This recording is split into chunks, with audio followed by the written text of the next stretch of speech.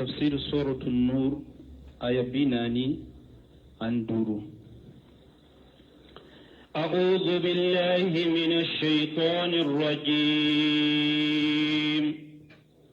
والله خلق كل دابة من ماء فمنهم من يمشي على بطنه ومنهم من يمشي على رجليه ومنهم من يمشي على أربع يخلق ما يشاء إن الله على كل شيء قدير. بسم الله الرحمن الرحيم، والصلاة والسلام على نبينا محمد وعلى آله وأصحابه وسلم تسليما كثيرا. سبحانك لا علم لنا إلا ما علمتنا إنك أنت العليم الحكيم. أستغفر الله الذي لا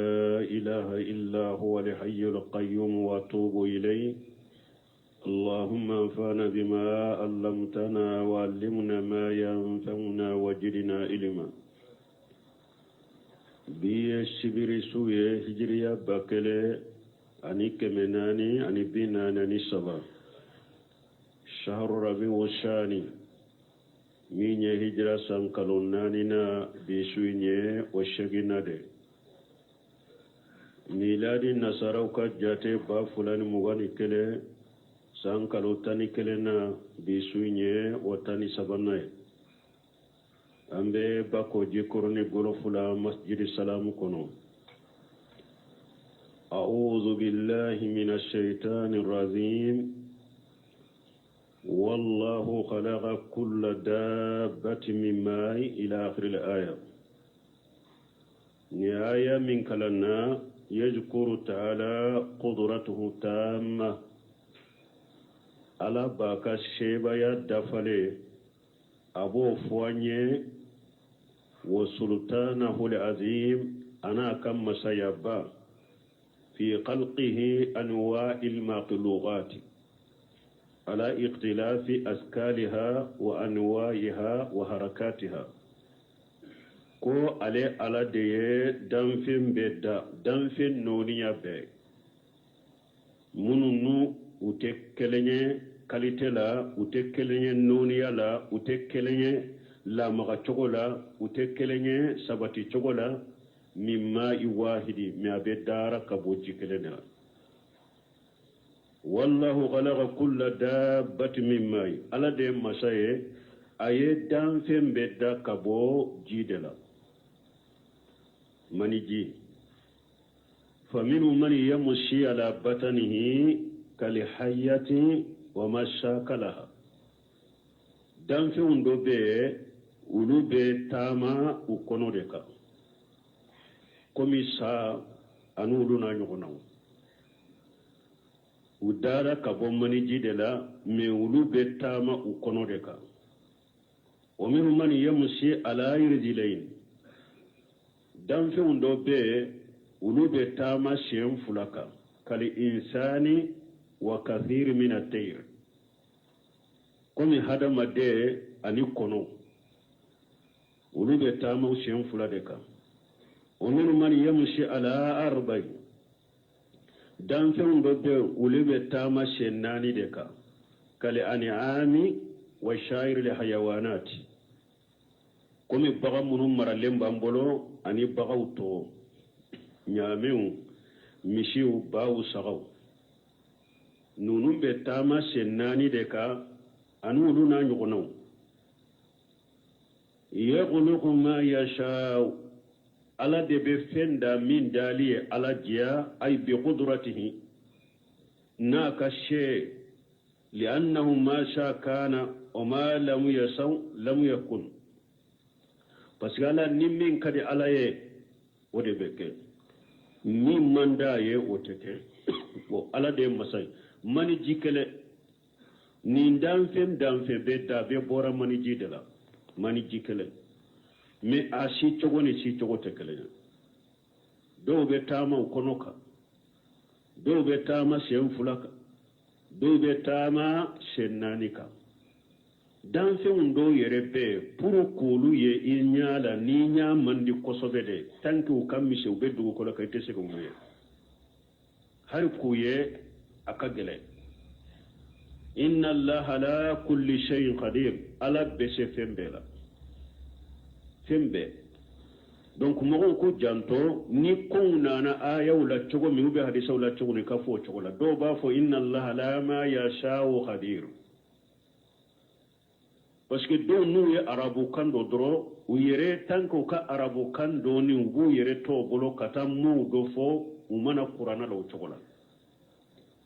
ala ya te qur'ana kono de inna allaha la kulli shay'in qadir ala be se fembela men ni e ko inna allaha la ma yasha'u qadir ko ni mi ala ye mi ni ala jabe sola wala mi ma jate sola wa ha donc ko da to shekul islam bun temiya ko aka koloshi ni be kuma nana ala ye min fo qur'ana kono ya fo ni fo chogo minye e fana ka fo ni o fo chogo ye chide nyi munu fo hadisa kono yo fo ni fo chogo minye aka janto sharia ka lafuju fo chogo la e fana ka lafuju ko fo chogo de la men ni ko be bo kono doro ni mata bila bidia do kono beta bila kataw do kono donc wala be se fembe de la donc nan ko ala be se fembe la do ba fo ko ala be se ka yere dawa al qudrati bi ghayr al mumkin bil mustahil don ke ba ko ewa ala ka she min te se ka ke ko nan ko ala be se fembe la ko min te se ka ke ko sentola nan ko ala be se fembe la min te se ka ke o sentola ala ko laysa ka mislihi shay ni ala ya nyogona dadu waya mawliwa ala ka yire nyogona da fana betilon kede ala ka boma donc ote do kono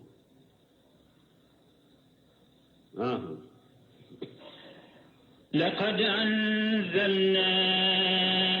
آيات مبينات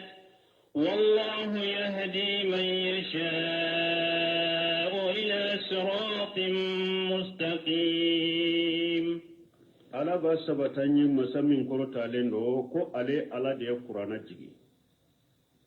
qur'ana milla belendo na bangalendo laqad anzalna ayati mubayyinat ala ko ne ala ya ayaw jigi aya munu nyere bangalende do ibe bangali de fanate nim fula bebe qur'ana ko aka aya be bangalende do bangali fende do fana nu be bangali ke moye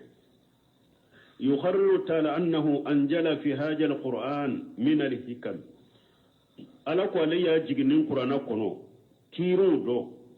والأمثال البينة المحكمة كثيرة جدا أني مثالية بانغالي مثالية منون لبنندو وكاتا كسبالو يبانغ القرآن كنو وأنه يرسل إلى تفهمهما وتعقلها أولو الألباب والبشر والنهى أو قرآن كآية بانغالي منون فلنينيه كيرو منون ببانغالي دو قرآن كنو ani misaliyani della munum bangalenu jeleno qur'ana kono ala be hakilimo bila ko aku famu qur'ana kono ka barake nuye laqad anzalna ayati mubayyinat ala konni ala ayo jigi qur'ana kono munum bangelendo ube bangeli fanate wallahu yahdi man yasha'u ila siratin mustaqim ala debe mogo kanda kata ka siratilele ma mogo minya ala jiya qur'ana ka aya jele munu fuleni qur'ana ka aya munu fuleni nu be bangeli ke ala be mogo de kanda katuma mogo minye ala jiya wode ala ka siratilele ne abe mogo kanda kata ka siratilele ma minya jiya qur'ana kono ni ala be siratilele fo qur'ana aya kono ka chaya o bayira ko sira jengele umbe ka fombe islame mogo kelen kele be sira minka ko beta kani ay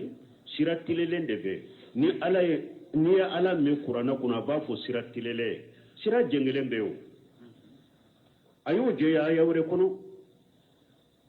wa ala allahi qasidu sabil wa minha jairu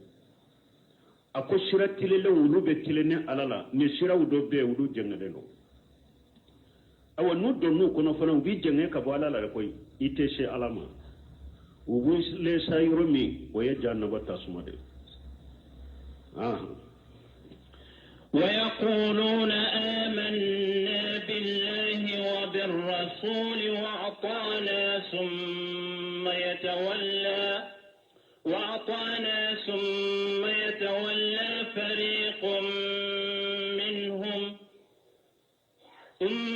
يتولى فريق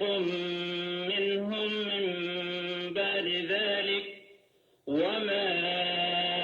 أولئك بالمؤمنين. ala benan kibariya masamin kortalen do munafiqu kam man kutu doma munafiqu fule ube fendo bange mogo ye kabila keneka ani mungu kono kelente we munafiqi ka barade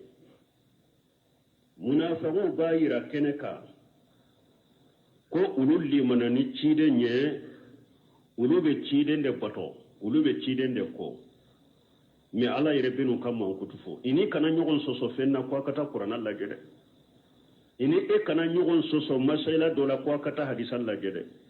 ibu ye ububba ala tama ububba ciden tama majahabi kotende de anka karamo kotende de beyen ninde fode jamana ka karamo bebe ninde kade ubeta boni wo shirawude ede fana ku kulli manani alay ani cide ima folli manani karamo ima folli manani shego ima folli manani majahabi e ko illi manani ala de ana ka cide ni e ka ko fota ani ka keta be nyogo nguli munafaqi jogo de do يخبر تعالى عن صفات المنافقين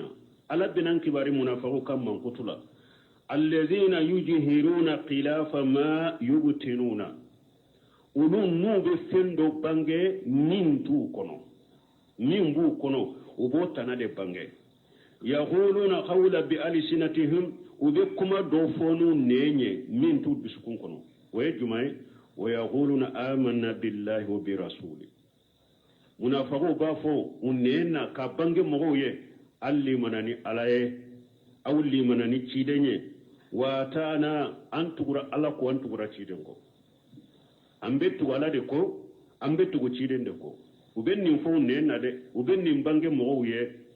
summa yatawalla fariqun minhum min ba'di zalika nin folen kofe jama ibe jama do soro munafago la nin folen kofe nin kuma yubu ko dama ute soma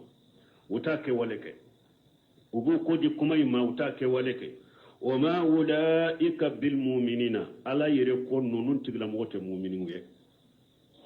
e ba foyi nenna iba bange beye nelli manani alay nelli manani cidenye ambe tu wala de ko ambe tu cidene ko e be sage ke ibba no o ke wale no bara nana e ma ibi bama ala ko ite mu'mini an ka siso se wala jedro ni yen fa aya fana la jam ko qur'ana fulan kana jigi munafiqun nun ka munun temena de wodron ka de al ibratu bi umumi lafzi la bi khususi sabab la nyini yen ni qur'ana aya jigina be bedeta ko a jigina karasa de ka la nyini to dron ka ni mogo yo karasa in ka bara nyona ke foka ta jangule aya in kambe e fana ma an ka siso tel la jeke be ba fo ko ala be ba fo ko cide me ciden ka bara cogo kanana an ka sudon cogo kanana de konyo kana ke ambolo de den kunne kana ke ambolo de ko wure kana ko ambolo an ka sisotela ibe ala tafu ibe ciden tafu ini kablate be ala aw fana de ko ambe ala de ko alli munani ala alli munani cide ambe ala de ko ambe ciden de ko minna ka ko minnana o kera janaja koye o kera furu koye o kera denkunde koye o kera kore abaw bolo ani ala ta ni cidenta te suma nyono ni e ala ta fu yedro inu kelela iye cidenta fu yedro inu kelela o te sokata abada bo yede ibake ka fem bangi nen ka kene ka ibake ka fendo bangi kene ka min bi kono te kelenya ala yere ko ite mu'mini وإذا دعوا ورسوله ليحكم بينهم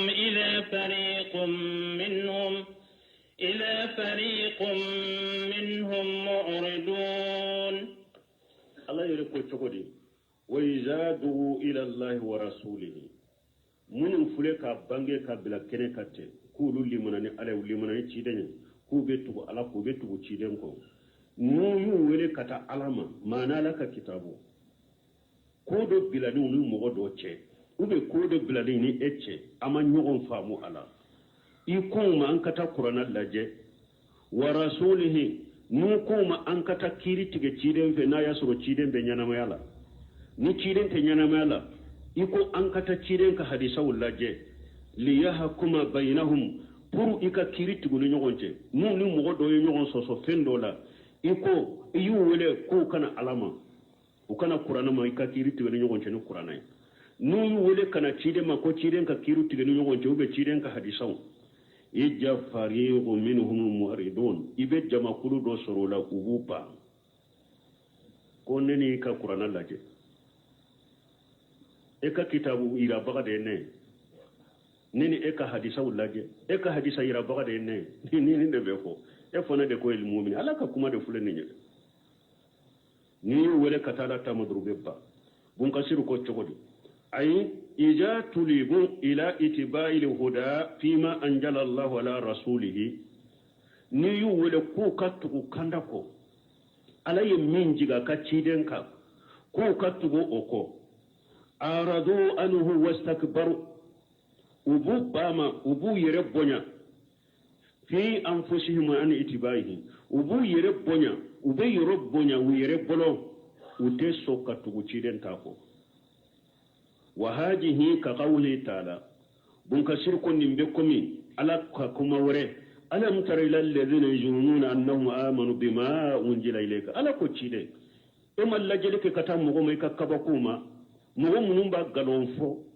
كولوا لي من نفني من جغنا إكا وما أنزل من قبلك كن من جغنا قرآن فناني كل لي من ناي إلى قولك آيك اللبنا آية اللبنا أريت المنافقين يصدون عنك صدودا إما كبكوني تقوما ولوبا فقول لي مناني قرآن من جغناي كقول لي مناناي من جغنا قرآن يوم لي مناناي نيو ولي كتا على تاما يو ولي كتا تشيدما يبي منافقون يه وبي فرقا بويلا وبي ساقي كبولي تسو على تاما وشتو إتسو تشيدن تاما ومبالمو ننكو منافلي hada madeun son koro nunu ye munafiqiya udede nim bi dala nim bangele be bolo konsonala tama ne mu limna ni alay mbettu wala de ko limna ne cide mbettu ko cide de ko donc ni ala ta fore ni mo ye nyogon soso o ko ankata qur'ana laje o manka e toro e manka bawoma ankata cide ka risal laje ni cide ka risaye min fambe ka barake noy o manka e toro e manka bawoma أنا كوني أويه توري بنا أميت مؤمنين فلا وربك لا يؤمنون حتى يحكموك فيما شجر بينهم ثم لا يجدوا في أنفسهم حرجا مما قضيت ويسلموا تسليما على كلنا محمد تجي علي أقول فلا وربك إن كلنا تجي علي لا يؤمنون هذا ما دون تك مؤمن دفلني أبدا hatta yuhakkimuka fima sajara bainahum fonni komin bolila uni nyogon chomwe nyogon soso minna foy kana kiri tige edefe ni muhammadu fe awa ni kiri tige rafana tanke ko damado be ala yere mankutu damado fo ala ta folen ko fe chiden ta folen ko fe no ma sabati mugo mala ko ite mu'mini fala wa rabbika la yu'minuna hatta yuhakkimuka fima sajara bainahum ثم لا يجدوا في أنفسهم حرجا فلو يموني نا ينيغون سوسو من نا يتكيري تيجي تشيدن في تشيدن كاديسا ودي فلو مو من تسو كتا حديثا ولا جي ni anye nyigon soso minna ante so kata sagi kata qur'ana tama ante so hadisa tama ete mu'miniye kele fulanna ni ala ta foriya hadisa ta foriya ciden ta foriye summa la yajidu fi anfusihim haraja akani de ko akani toro ciden ta fora etumbe minka o make ciden taye ta fonko nyogonya eni minye nyogon soso tinya yera o de bolo hadisa sahale wonna eta min kera galo ya kera katawe o de gun kani soro ni na kani toro nye jole fula sabanna wa yusallimu taslima abenni ma min toro doro fana tere iki yere kolo dambe o yoronin kere o ko inke ala ta min foriyede o de ke o de ta ciden ta min foriya o ta akani toro akani degun epio iku yere kolo ikake me an ko nye mu'minu ye ni ko mu'minu safa folo bi pay be jo men ni nyon soso kera min nan kata qur'ana la jan kata hadisa la je kar iteso a ube nan tara qur'ana ne hadisa min fa make etaye ibe dimi abi toro inyabe bilebe dimi ba ke mankai a ube min madimi yere a stanke qur'ana ko ne da ya fon sunna hadisa da ya fon han sunna ne itake men sunna ima yele mai make e mu'mine yawa Allah yere ko ite mu'mine nonu ka korosi hada maden ni ko ye silamiya koro de ali istislamu lillah ire koro ala yede ni ala yitile yoro mi betay ni ala yi sagi kabo yoro mi sagi kabo mi aybe ba foye islamai ala tabe foye beta fe mureyira kiden tabe foye beta fe mureyira ede fana ba foye dala kolli munane ala ni munane kide metu ala ko metu kide ko ala ko ye munafiki de munafiki jogo de woye وإن يكن لهم الحق يأتوا إليه مذعنين الله أكبر وإن يكن لهم الحق من منافق سقوف له من تسو قرآن تامو تسو تيدن كاريسا تاما من نتنيا بيولو دبولو يربادو نبي منكا ودبي قرآن كونو نبي منكا ودبي حديثا كونو يأتون إليه وبين قرآن سرياما وبين حديثين سرياما مجئنين uyere kolole uyere majigile me umana kiri kurana la niyoro la kurana kanu kamade umana kiri kurana la ya hadisa kanu hadisa la ya hadisa kanu kama me kurana aya ne hadisa imbenna uka chinyamina nu bado ulube min ka odebe kurana kono ulube min ka odebe hadisa kono ubena kurana mare yere kolole utele yale ubena kwankata kurana la jankata hadisa la je me mbi kawa Qur'ana yoro min bu kade hadisa yoro min bu ulude ka abada ute soma e ma hari jamana yinye tere ga jugu munu ni bidia munu be jamana yin kono nu ye aya min ye ube ka bidia dola dilon yero be aya min na ube ka bidia dola hadisa ewa be aya ewa hadisa dilolembe uka bidia min ni cinya bu bidia mo la je doro cinya bu bolo aya min na ube cinya bu bolo hadisa min na ubolito de to fo ube aya fode ubo hadisa fode ube o aka silama ka doni ke baga nyuma do o mi shaykhul islam bun temi bul qayyim nunu bombaje nunu shaykh salih fawjani nunu mu yu ka kuma do ye yoro mi dro ulu nyana ubu ka ulu be sira min naga sembentia ka giriya de dro beta dilola u yere ka sunna karamo do fule ka tukute u polito beta hadisa la wala bulta beta qur'ana aya fo la ni aya min buka hadisa min buka nu yu wule katuma hari nu ya fuye uteso ma bara e fawjani ka kuma mimbe ni uteso ma dambola bunteme ka kuma mimbe ni uteso ma dambala me ijoke nu yu ka ko doni ye bunteme ka ko kuma do ye yoro dola dro nu be se ka profitala o yere ute kuma info a chogo nyuma de iba sur bunteme ye kuma do fo kuma ni tara Allah bana alebe la nyini min bidamo be la nyini min nyini ato surala ne abatige o misaliya la buntaymiya ko iqtidar siratul mustaqim fi mughalifati ashab al-jahim kono akum mauludi ye bidiya de akum min mauludu kelawu u fason kacha ko do be mauludi ke ale yere makala te foido abo doni ke bawo de kodro ale nyana ciden kanu de do ale donu unnofe ka mauludi ko unnofe o ciden kanu koso ko nin tigila mo hari na ya sura ye bidiya ke ko ala be se ka sarana kan nan nyuma ye o iman nin kuma yi utara nin sunya ko se usra bunte me yere ko niye maulidi ke nin nan nyuma ye ko ibe baraji so ka sura ya ka kuma tigede ako bidiya de no ni maulidi kala fason kacha jama wiwoye do bu ulu no fulu te foy do ulu be no fe u dalen de bula ko karamo de do mawli ewa dina do de ulu ta do utuguru ko ka mawludu ko uno fe ninga niade ne ulu ta do ko bidia do parce que ulu dara nundo do wu no fe te akoni mo mi ni mawludu ke ni hakrina ka iye min ke bidia do lesiri tala de ne ikanga ni anyuma la besigi sarana me aya fo ka fraka ko bidia do ne aya yoro min fo ko bidia do ube pa o yoro la ko bunte me ko ni mawludi ke ni ngani anyuma ko braji biye ori ato kaka sunna kramu ani kalandew aka shewu nunu aku ka kuma udo ka kitabu kono kosobe parce que si ça donno de la ka profiter ko ka kuma utige ku be profiter na ka galon sabati nay ka so shewu sala bunte mi ayen info mais don ke ba wore ma sonni maw hadisa be don ke ba ko be wa bidiya hari niya keninga ni anyuma baraji tiye o de lay munye aba burdata bunniyar ciden ka seba do de do salli do sani ka bokata salli kene ka ale ya kan la ya kan tige ko parce que cide ale yere ni ciden ka sigu nyogo de ani ciden ka so be nyogo krefe ciden sigu nyogo de do ko ni ciden be bo salli kene ka doro ko ana sogol mone ni soranye ani fantam munum be ale krefe fantam na sogo soro jonna aya kanini ngane nyuma de aya ka sagafa utale salli kene kare cire nya kutubake salli ke ka kutubake kuni mugo ni kala ya kantige salli nye salli kene nye ko sogo de bulla ya tibolo mi salli kene jigilen ko fe ni kala ya kantige la ya bibolo ababura ta bunni yare ko cide nay ka saka kantige de me nya kantige ni me nye pour ni bora salli kene ka dore ka sogo soro ube pantam ka sogo soro jonna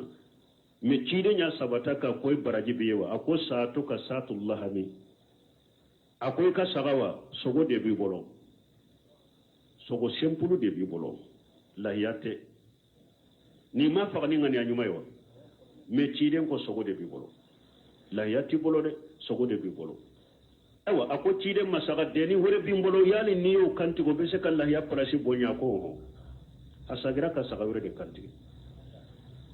koni ye bidia keninga ne yo baraji bi hari no be sheikhul islam ka kumala kuma do amasa don ke ba to ma saha hadisa yin koso abdullah ibn mas'ud tuma ma ye mo doye sabbiru kaja halilu kaja kabiru kaja ako be bidia do dina kono o ko man nin ke foy kama ne hera nyinete ako kam ni muridir khairil lanyu shibahu ako hera nyini baga chayara ima be hera ima ni ye bidia yara dabla ako mugo kacha ye fendo ke hera kama me ama hera surala ama bi sababa ma donc aka janto ola ala fule ko de foya munafiqin nunum be cide e wam batoli fo keneka be ala ta fo keneka ni yu wele kata ala ta ma ni wele kata cide ntamu go ba uteso ni cinya bu bolo yoro mi dro u bolito u yere ma diglembe na qur'ana ayuma u yere ma diglembe hadisa uma o banka kafola fale tew ube komin ko yere ibado ko aya min be ulu tala tinya be ale de bolo na tara ay qur'an la je tinya ba lebo na tara hadisa wala da lebe min ka tinya ba ale de bolo abena qur'an hadisa ma wala ayere ma jigile aha أفي قلوبهم مرض أم ارتابوا أم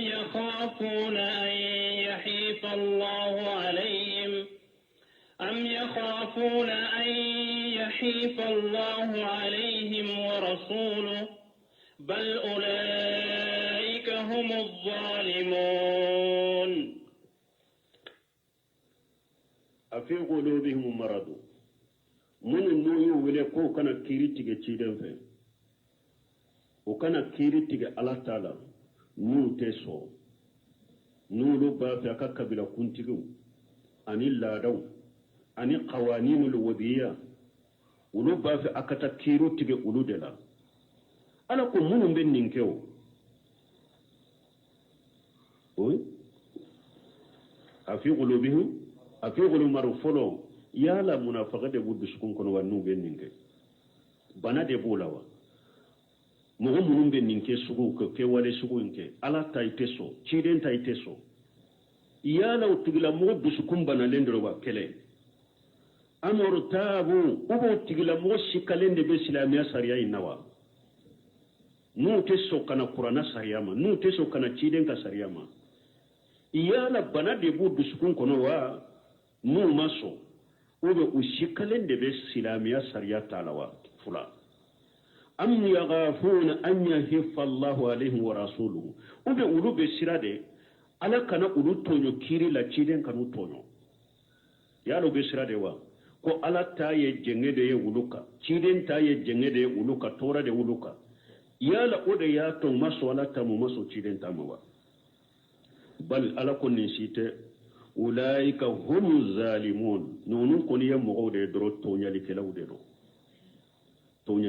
do imma udusukum bananendo umma ushikalembe silamiya sariyala ni min ko ni yede kasira nin tara kiri tige qur'ana fe ala be jenge kana nemade ala be jenge ka kola de ala bin tonyo de ube nin tara kiri tige hadisala silamiya sariya hadisa imben toro de ciden be jenge de abe jenge ne kade ate kiri diana ala ku ko ni boala ala te mogosi toro kiri la ciden fana te jenge ka mogosi toro kiri la mi wutugi ye mogo de jali mi wude de tonyali kela wude do ala fule ko de foya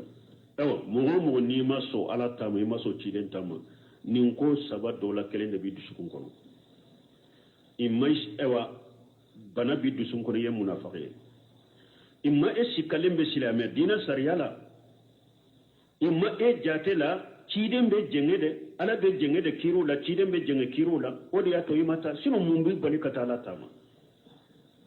mumbi bali kata ciden tama ni saba dola kelente ewa ni eko ni saba shite nela labanye munye ala ko mu ulaika bal ulaika humu zalimun iye fajiri ko ni to nyali kala ko ni ko ni shite nela ala yike munye laba iye to nyali kala iye fajiriye wallahu wa rasuluhu bari'ani mimma yajunnuna ewa ala na ka ciden fula bari lembe abe minji ko ala bin tonyode ciden bin tonyode ala na ka ciden bari lembe o fulama min al-hayf wal jawr ta'ala Allah wa rasuluhu an jalika min yejenge ani tonyoli ala na ka cide u korota lembe ni ma korota minni akabbo kosobe إنما كان قول المؤمنين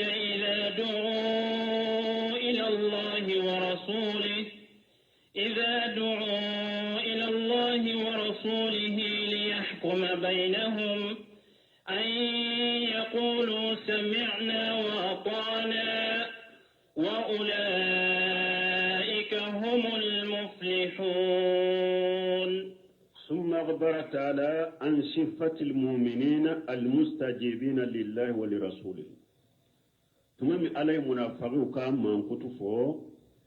على نانان كباريا مسامين كورتالين مؤمنون كما كتما مؤمنون منهم على جابين نوبا تشيدن جابين الذين لا يوقون الدين سوى كتاب الله وسنة رسول صلى الله عليه وسلم من نوت الدين ورنيني دغو كلوكا ni alaka kitabu te ani ciden ka sunna kisin nema baka فقال لكم إنما كان قول المؤمنين ألكم مؤمنون دفلين ككما يدي إذا دعوا إلى الله ورسوله ني مؤمن دفلين ولكتا قرآن ما كنا أنك كيري تغنو قرآن ورسوله ني مؤمن دفلين ولكنا ألك تشيدن ما كو تشيدن كيري تغنو يوجه وبن ني تشيدن تبالولا تشيدن كهدسوك كيري تغنو يوجه ليحكم بينهم puruka kiri tigini ñogonce nuko ayna alama ayna cidemma puruka kiri tuguni ñogonce muyunu ka kuma kanke munye muminu dafalin ka kuma beke munye yaqulu shami'ana wa atana an yaqulu shami'ana wa atana ulu ba fode anyame iye min fo anyame ewa ambuko antugulembuko ankata qur'ana laje ankata hadisan laje ay samu'an wa ta'ata anyika kuma lamyan sonna ewa ambe tugu ko la fana ولهذا وصفهم تعالى بالفلاح نند قصو علي النون مانكتو كو غني دبن نوني وبين مين في على في وباصرو وبسر من يلبو كسما هو النيل المطلوب وسلامة من المرهوب فلاح كورنيند ibe min ñini ko soro ibe sira min ye ka kisama aw ni mo munun kan ñanama yakono nu kan la hala ye ninde falaha ye ninde tay an yaqulu sami'na wa atana ulaika humul muflihun ala ko nunun tigla mo de nu be min ñini ala fa ala ba ku ye ube sira min ni ala bu toy me jamana sunna ni fana mawa k'a fɔ ko ɲɔgɔn sɔsɔ min filɛ nin ye ko taabolo ka ca ko faamu tɛ kelen ye kalanyɔrɔw tɛ kelen ye an ka faamu tɛ kelen ye elle ni bɛɛ n'i ka ara ye elle ni bɛɛ n'i ka hakilina an ka fara ɲɔgɔn kan dɔrɔn an bɛɛ ye silamɛ de ye komisɛniw minnu b'an ni ɲɔgɔn cɛ komisɛniw kɛra mun ye fana bonbonsidi ninnu finififu ninnu kaburubato ninnu mawulidi ni bida ninnu de ye komisɛniw ye sɛba naaniw nunu de komisɛniw ye ni sosoli misɛmanu minnu b'an ni ɲɔgɔn cɛ ka nin to silamɛw cɛ la aw bɛ silamɛya yɛrɛ sipasima na kayidaw yɛrɛ mun ye olu karilen bɛ aw bolo ko an ka kɛ kelen ye k'an ka tɔn ɲɔgɔn ka kɛ o bɛ se ka nɔ jumɛn bɔ n'a y'a sɔrɔ kalanyɔrɔ yɛrɛ tɛ kelen ye hakiliyaw tɛ kelen ye taabolow tɛ kelen ye faamuw tɛ kelen ye an bɛ ka segin ka na kuranɛ hadisa ma kɛ an bɛ ka segin ka taa kuranɛ ni hadisa ma kɛ min bɛ kuranɛ ni hadisa kɔnɔ bɛɛ ka baara kɛ n'o ye min tɛ kuranɛ ni hadisa kɔnɔ o ka bila jamana kɔnɔ bɛn bɛ na ou bien bɛn tɛ na bɛn bɛ na o mais an ko kuranɛ kana yira ɲɔgɔn na ciden ka hadisa yɛrɛ kana fɔ ɲɔgɔn ye an ka fara ɲɔgɔn ka ten dɛ diinɛ fana tɛ hakilina ye diinɛ tɛ qiyasu kunta ye diinɛ ye dirila ye kuranɛ ni sunna ni aw ko de kana fɔ yɛrɛ o kana yira ɲɔgɔn na yɛrɛ an bɛ fara ɲɔgɔn ka cogo di wa hari nan fara ɲɔgɔn ko fara ɲɔgɔn ka falaha b'a la wa a ta ka ɲini fɛn sɔrɔ o la a bɛ siran min na tɛ kisa ma galon fara ɲɔgɔn kan ɲini fɛn tɛ sɔrɔ a bɛ siran min na tɛ kisa ma n'a bɛnna ala ta ka di a farala ɲɔgɔn kan ala ta ka di ni sɔsɔli kɛra min na an ma bɛn min na an ka taa kiiri tigɛ kuranɛ la an ma bɛn min na an ka taa kiiri tigɛ siden ka hadisa la n'an ko min bɛ kaburu bato la e min bɛ mawulidi kɛ e min ko ye nin ye e min ko ye siya ye an bɛ ka sagi an ka taa kuranɛ ma kuranɛ ye min fɔ an ka baara kɛ n'a ye hadisa min fɔ an ka baara kɛ n'a ye ni ko sɛmiyana waa taana ala ko n'a farala ɲɔgɔn kan nin de la a bɛnna nin de kan falaha bɛ aw ye hari n'a kɛra jamakulu fitini dɛ n'a ye ɲɔgɔn faamu nin kan a bɛ min ɲini a b'a sɔrɔ a bɛ siran min ala b'a kisa ma ni ala ta tɛ se ka yira ɲɔgɔn na ciden ta tɛ se ka yira ɲɔgɔn na mudahana kan kan da de ɲɔgɔn na an kan maku ɲɔgɔn na waddu law tudhinu fayudhinun haram almudahanatu fi dini haram an ka bɛ kan da de ɲɔgɔn na an kan maku ɲɔgɔn na haram silamɛya sariya la tiɲɛ de bɛ yira ɲɔgɔn na an ka bɛn tiɲɛ kan an ka fara ɲɔgɔn kan an ka ɲɔgɔn dilan o bɛ se ka faamu an ka fara ɲɔgɔn kan an ka tiɲɛ yira ɲɔgɔn na o bɛ se ka faamu an ka fara ɲɔgɔn kan ni min ye sira bila an ka sira yira a la an ka kuranɛ yira an ka sunna yira o bɛ se ka faamu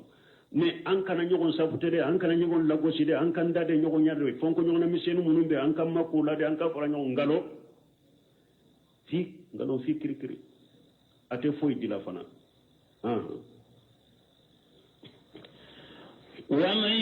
يطع الله ورسوله ويخشى الله ويتقه فأولئك هم الفائزون ومن يطع الله ورسوله على كل مؤمن تغرى على كو يالا بطو يتغرى تشيدنكو آية لبن فأولئك هم الفائزون قال قتادة يطيع الله ورسوله فيما أمراه به katugo ala ko katugo ciden ko akore munye ala ni ciden ni nyamara minna katugo uko ola ko ke wa tarku ma nahayahu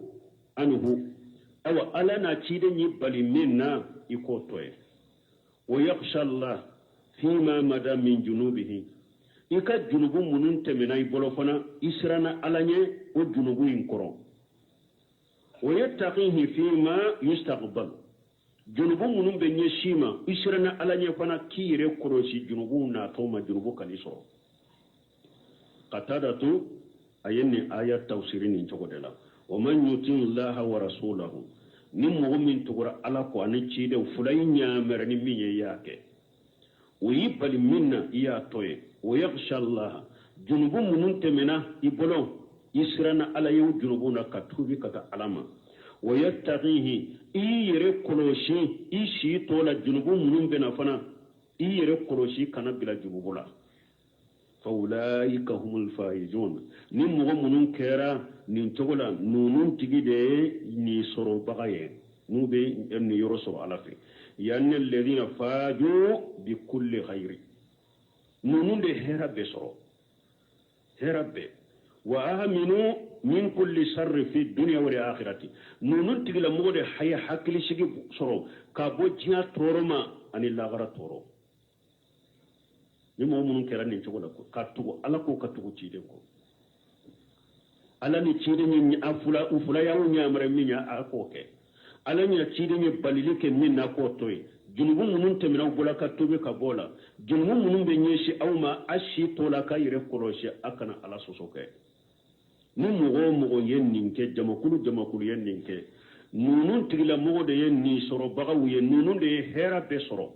nunun tigide toye ko u kisira u hakili sigira ka kishi ka bo jiya toroma ani lagara toroma balma min be hada maden ki jiya toroni lagar toroma ani min be ke sababu mugo be hera be soro abake ko kala qur'ana kono u fulede ni nchoko ude do me an ka jamanaw yu kunfa ko modeli mununna kafiru kalluwani kafiru ka sariyaw kafiru ka hakili nan kallaste ni fion ko abe ulota ku sori dina kono ku nyagambe dina kono kawbe dina jonoye dina tesega jonoye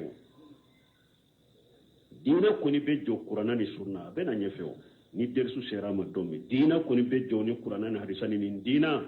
a cogo nyuma komi salafu tumba ka cogo mi de ka dina ta o cogo la ka barakina o cogo la o doronde be fanga di silamama وأقسموا بالله جهد أيمانهم لئن أمرتهم ليخرجن قل لا تقسموا طاعة معروفة إن الله خبير بما تأملون واقسموا بالله جهد أيمانهم منافقوا كلنني عليه وككل للدنبلا لئن أمرتهم لا يخرجن كتير ني أنيا مريا كوانكا بوكا تكلا يرولا والله أم ببو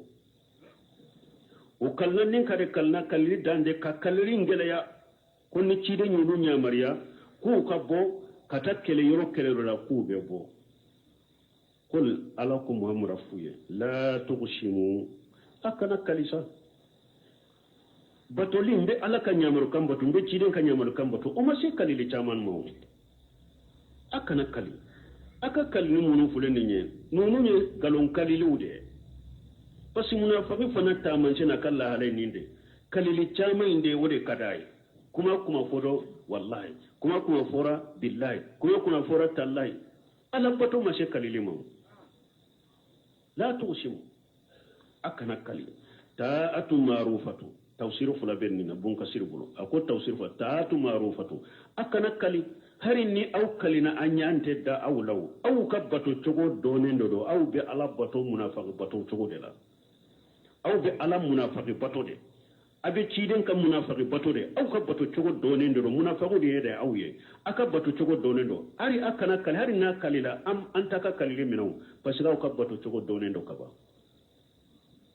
نينا توصير دوي تاتو معروفة أكنا كلا أو كبتو تشغل دينوندو أو يمنافقو دي أمبا ودو كوغالون تيغلا دي أو يه هاري ناو كاليلا أكا كاليتي منا تشغل يفلانا أكنا كال تاتو معروفة باتو كونيه دي درو نيومان كي درو هاري نيما كالي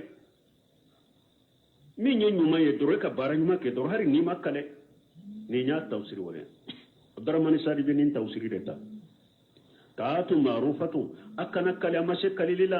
bato koniye de nyuman ke dro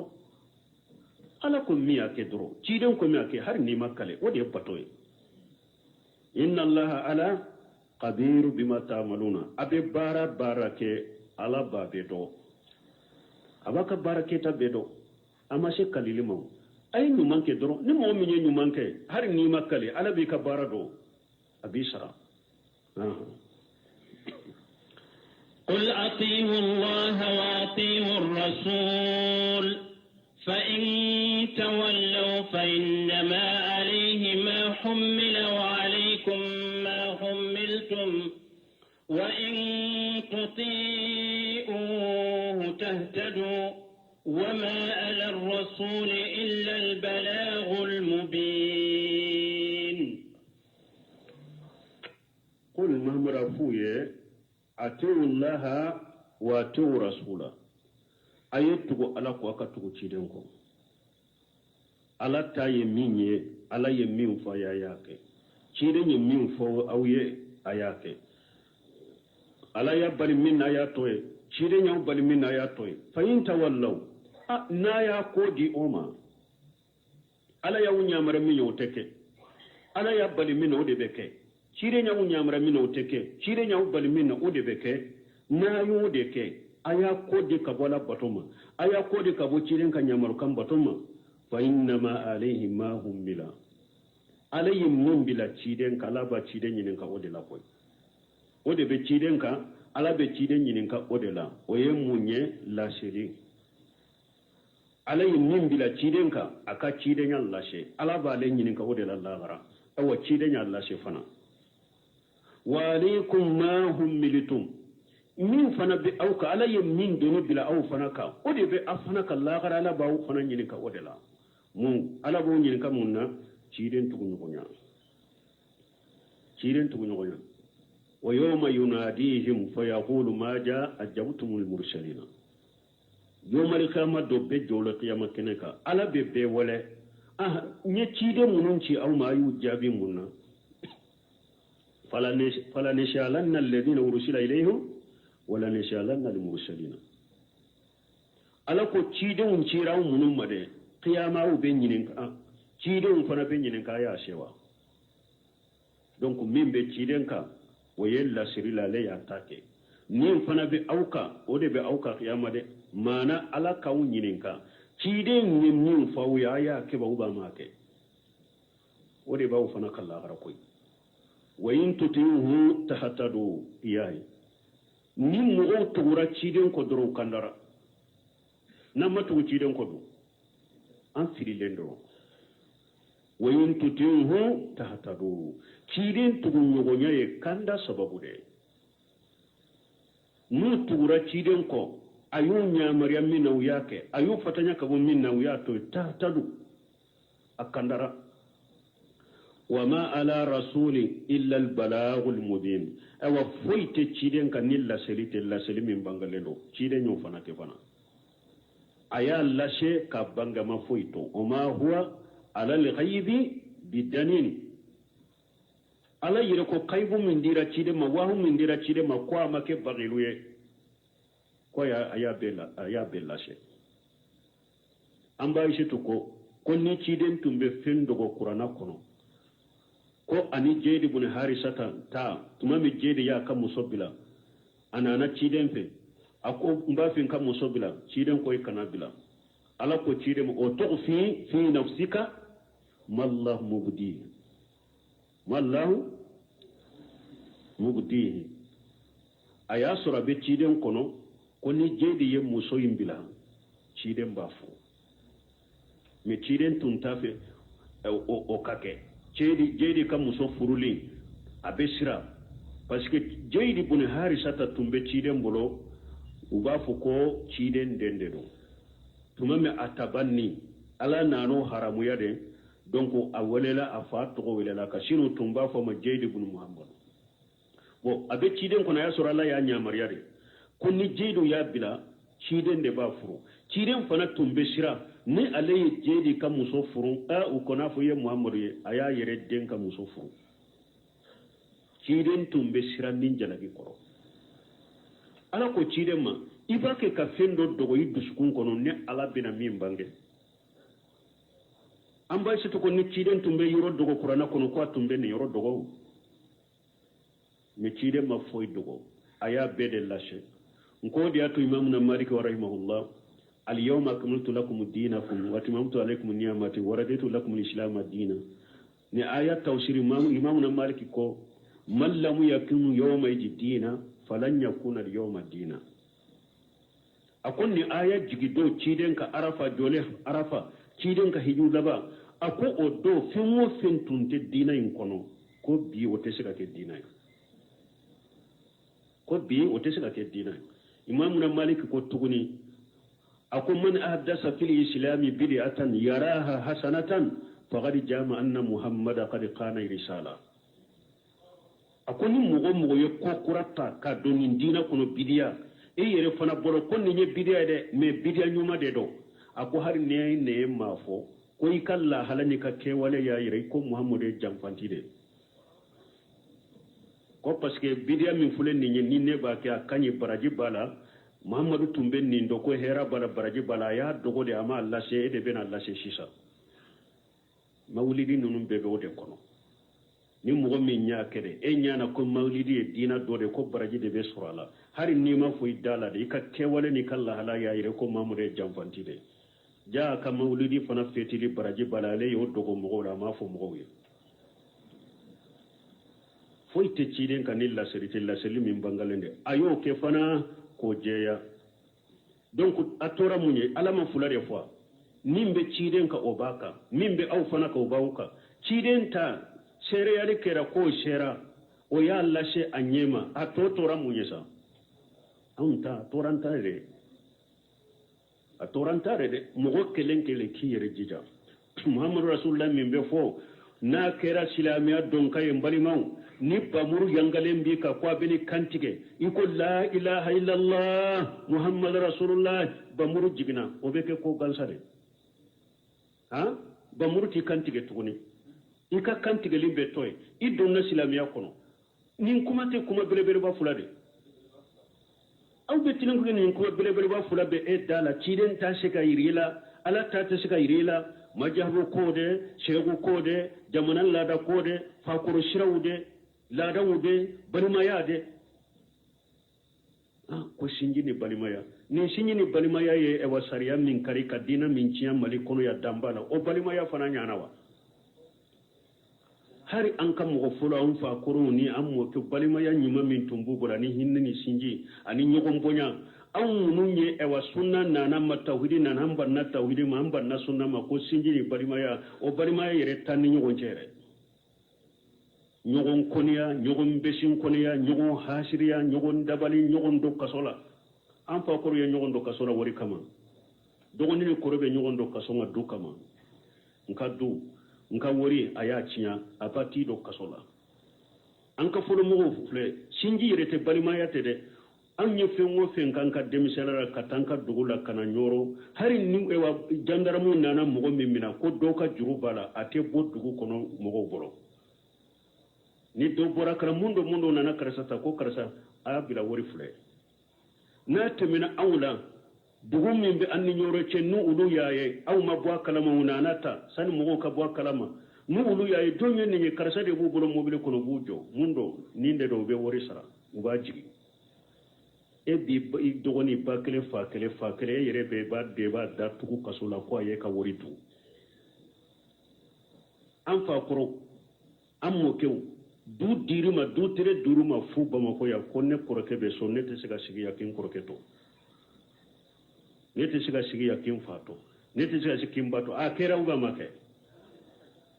ebe du yere sa ka dogi koroke yere la ubi bi du sa yere ka waso koroke yere la nimbe ne bolo hari ni koroke bi faralembi ka du kono foi ka ira mugola tatere ne de dura ba kono la hawla wala quwwata illa billah dina ciyana ko balimaya ni sinji fanate shawu sila gunte me yode fo ako fengo fe na ya kanu kateme alaka uga ya kanu kabila alaka dina nye ala bawla jabano yede munalla jabara alla jabara ni kabila uni feunye hera tu kono parce que nyinin kabila ni sinjiya anyo unin famiya anyo de bilala tanyo ko bila ciden tanyo ala fana yalla jabanu ye hera sitanchela illa man rahima rabbi wala hinana mo kelen kelen munuma abe ko mi ye koriya ke ko wati seraya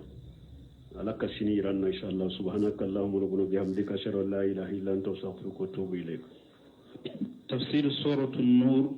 آية بناني أندورو. أعوذ بالله من الشيطان الرجيم. والله خلق كل دابة من ماء فمنهم من يمشي على بطنه ومنهم من يمشي على رجليه ومنهم من يمشي على أربع يخلق ما يشاء إن الله على كل شيء قدير.